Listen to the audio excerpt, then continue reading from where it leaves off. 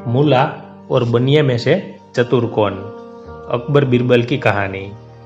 अकबर और बीरबल के बीच विवाद खड़ा हुआ। अकबर का कहना था कि मूला ही सबसे चतुर है, जबकि बीरबल का कहना था कि बनिए को चतुराई में कोई मात नहीं कर सकता। अकबर ने कहा, साबित करो।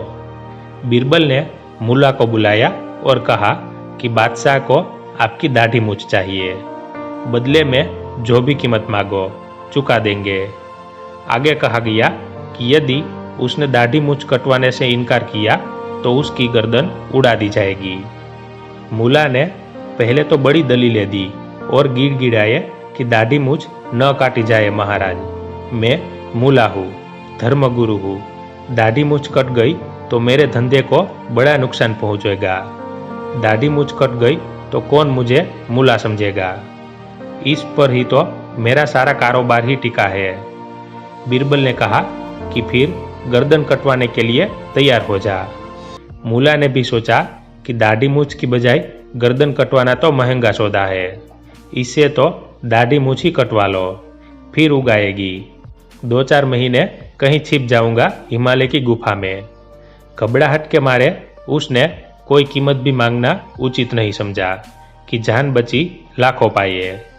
जल्दी से उसने दाढ़ी कटवाई और भाग गया जंगल की तरफ। बीरबल ने फिर धनालाल बनिए को बुलवाया।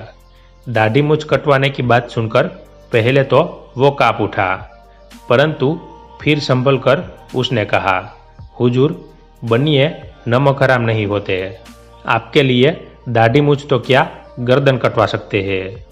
बीरबल ने पूछा, क्या कीमत लोगे? बनिए ने कहा, 1 लाख असरपिया।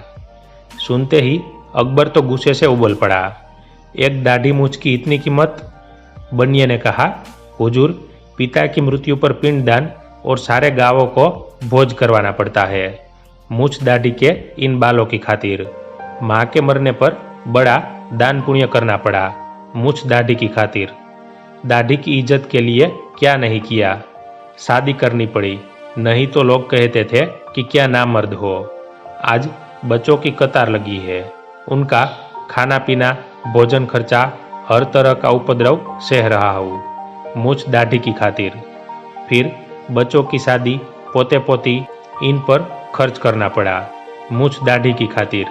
और अभी पत्नी की जीत के कारण हमारी शादी की 50वीं सालगिरह पर खर्च हुआ, मूछ दाढ़ी की खातिर। अकबर कुछ ना कह पाया और कीमत चुका दी। अगले दिन अकबर ने नाई को बनिए के घर दाढ़ी मूछ कटवाने के लिए भेजा, तो बनिए ने उसे भगा दिया और कहा, खबरदार अगर बादशाह सलामत की दाढ़ी को हाथ लगाया। नाई ने अकबर से शिकायत की तो अकबर का गुस्सा आसमान छूने लगा। तुरंत बनिए को बुलाया गया। बीरबल ने पूछा कि जब दाढ़ी बिक चुकी है तो अब उसे कटवाने क्यों नहीं देता? बनिए ने कहा, हुजूर, अब ये दाढ़ी मूछ मेरी कहाँ है, ये तो बादशाह सलामत की धरोहर है, इसको अब कोई नाई छूने की मजाल नहीं कर सकता। किसी की क्या मजाल, गर्दन उड़ा दूंगा।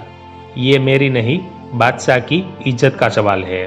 इसे मुंडवाना तो खुद बादशाह की दाढ़ी मूछ मुंडवाने के बराबर होगा।